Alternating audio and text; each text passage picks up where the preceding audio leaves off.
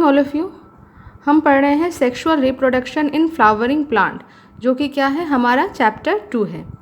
ठीक, कल हमने पढ़ा था डायग्रामेटिक रिप्रेजेंटेशन ऑफ फ्लावर, कि हम फ्लावर का जो डायग्राम होता है उसमें अलग अलग चीज़ों को कैसे पहचान कर लिख सकते हैं।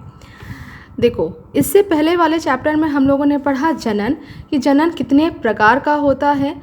मुख्यतः आपने देखा जनन 2 प्रकार का होता है, एसेक्सुअल और सेक्सुअल रिप्रोडक्शन के बारे में।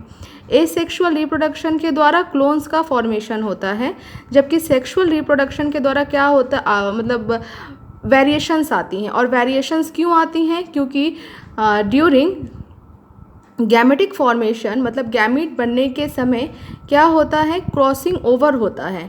क्रॉसिंग ओवर के द्वारा क्या होता है, कुछ वेरिएशंस दिखने को मिलती हैं। इसीलिए जो सेक्सुअल रिप्रोडक्शन होता है ना, वो बहुत ज़्यादा बेटर माना जाता है एसेक्सुअल रिप्रोडक्शन की अपेक्षा।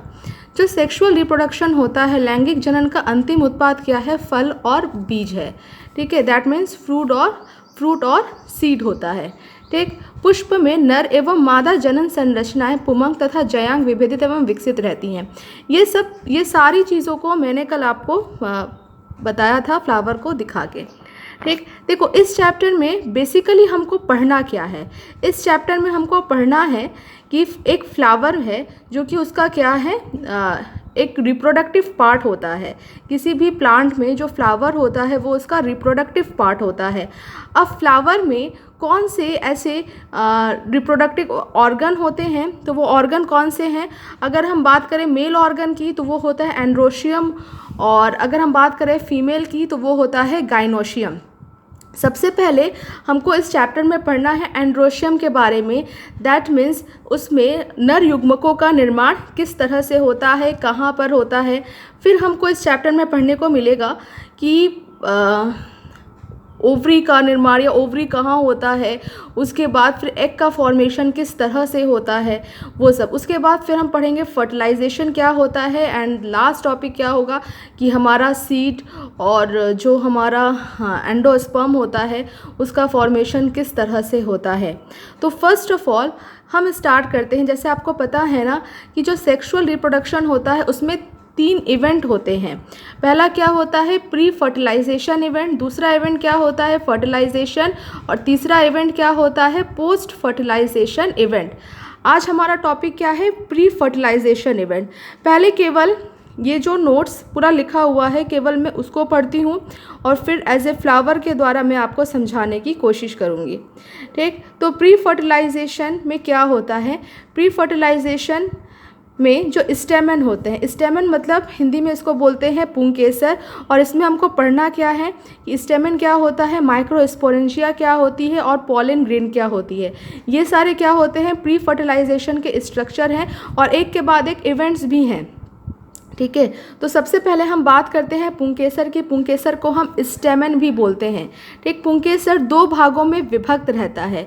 इसमें लंबा पतला डंठल तंतु फिलामेंट कहते हैं, तथा अंतिम सिरा सामान्यतः द्विपालित बाइलोब्ड संरचना परागकोश एंथर कहलाता है।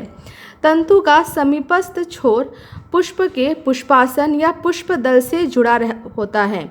परागकोश द्विपालित होता है तथा प्रत्येक पाली में 2 कोष्ठ होते हैं, अर्थात ये द्विकोष्ठी डाइथिकस होते हैं। प्राय एक अनुलंब खांच प्रवारक को अलग करते हुए लंबवत गुजरता है।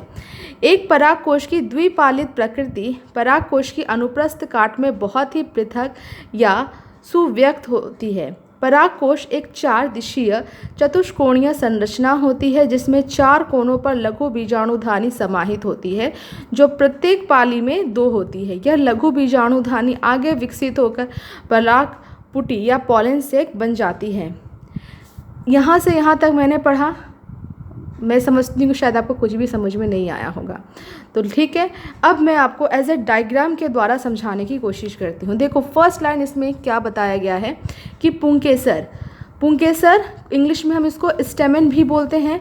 ये 2 भागों से मिलकर बनता है। ठीक है, पहला एक जो लंबा सा तंतु होता है ये वाला, इस लंबे तंतु को हम क्या बोलते हैं, फिलामेंट बोलते हैं, जो कि क्या होता है, लॉन्ग सिलेंड्रिकल होता है। ठीक है, सिलेंडर लाइक होता है, इसको हम बोलते हैं फिलामेंट।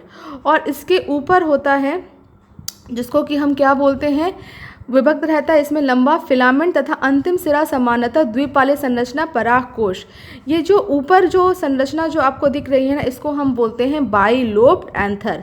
तो एक जो स्टेमन होता है, एक जो पुंकेसर होता है, वो दो भागों से मिलकर बना होता है। पहला कौन सा?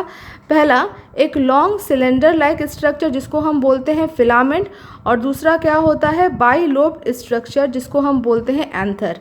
ठीक है, ये जो पुंकेसर होता है, पुंकेसर को इंग्लिश में स्टेमन बोलते हैं।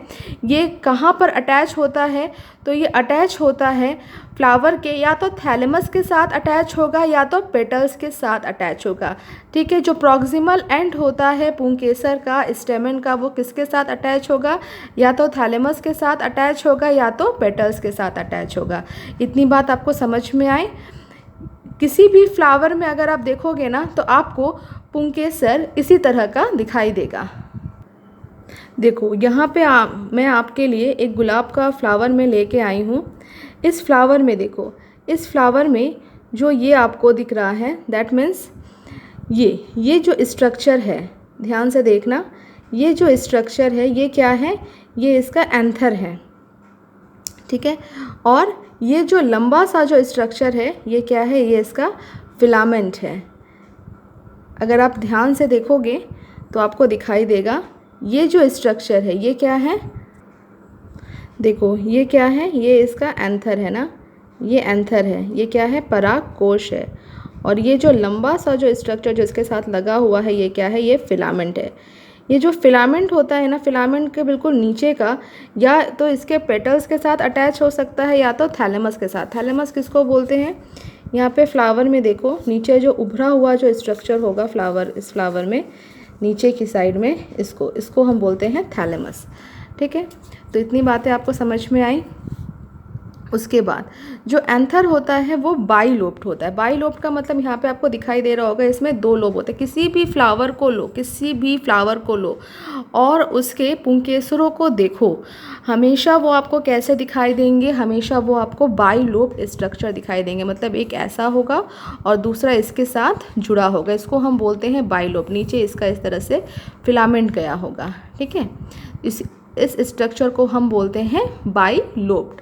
ठीक, अब प्रत्येक लोब जो होता है वो क्या होता है? प्रत्येक लोब में, मतलब यहाँ पे देखो, पुष्पदल से जुड़ा होता है परागकोश, द्विपालित मतलब बाइलोब्ड होता है, तथा प्रत्येक पाली में दो कोष्ठ होते हैं।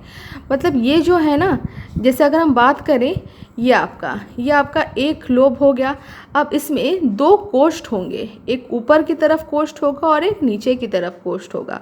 तो उसी चीज़ को लिखा हुआ है कि प्रत्येक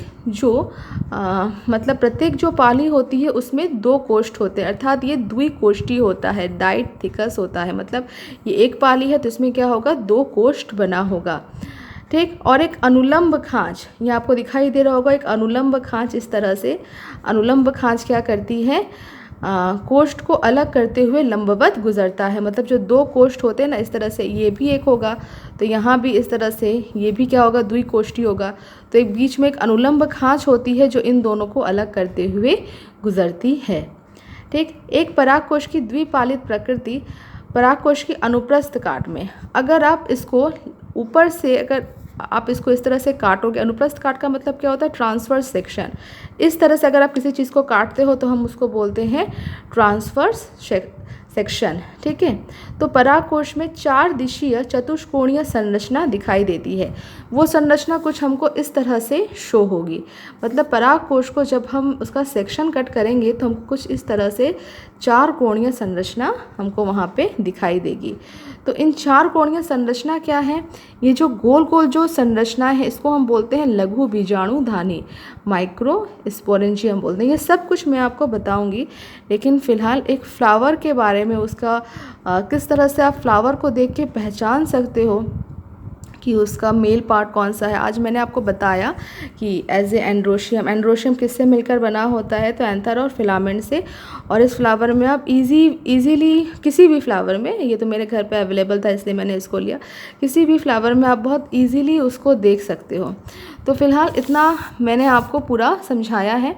इसमें से अगर कुछ भी आपको डाउट है इतने पूरे मतलब पूरे एक पैराग्राफ में अगर आपको कुछ भी समझ में नहीं आया है तो आप मुझसे पूछना, और हाँ, इसको आप अपने कॉपी में नोट कर लेना और ये डायग्राम भी बना लेना, और कुछ भी अगर डाउट है तो आप व्हाट्सएप पे पूछना। Thank you.